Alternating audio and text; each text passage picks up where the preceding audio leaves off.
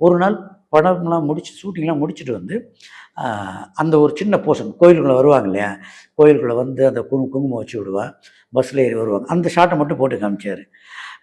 First நான் சொன்ன முதல் வார்த்தை, "சார் இந்த பையனும் பொண்ணும் அவ்வளோ அருமையாக இருக்காங்க. கதையில நீங்க சொல்லும்போது எனக்கு ஏற்பட்ட அந்த கேரக்டர் அப்படியே பார்த்த மாரி இருக்கு. இன்னும் சொல்லப்போனா ரொம்ப வெள்ளந்தியா இருக்காங்க. இவங்கள எல்லாருக்கும் பிடிக்கும் சார்." அப்படின்னு நான். இத தயாரிப்பாளர் பையன் அப்படின்லாம் நான் எந்த விதமான ஏதாவது காக்கா பிடிக்கணும் அந்த மாரி எண்ணத்துலலாம் சொல்லல.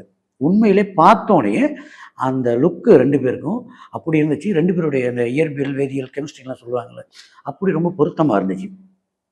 அப்பவே அது பாதி வெற்றி உறுதியான மாரி இருந்துச்சு. அந்த பாடல் வெளியில வந்த பிறகு, அது எல்லாருக்கும் அவங்களுடைய அந்த வெள்ளந்தியான அந்த முகம், சிரிப்பு, அந்த வாழ்வியல், அந்த பாடல், இசை, கதை எல்லாம் சேர்ந்து பிடிச்சிடுச்சு. அப்படிதான் நினைக்கிறேன். எனக்கு வந்து உண்மையிலேயே அந்த ஒரிஜினல் மனிதர்கள பார்க்கணுங்கிற எண்ணம் வரல. நான் வந்து கலையும், அப்துல்லையும் அவங்க 2 அதுலயும் பேரையும் பார்த்துட்டேன். பார்த்துட்டேன். ஆமா.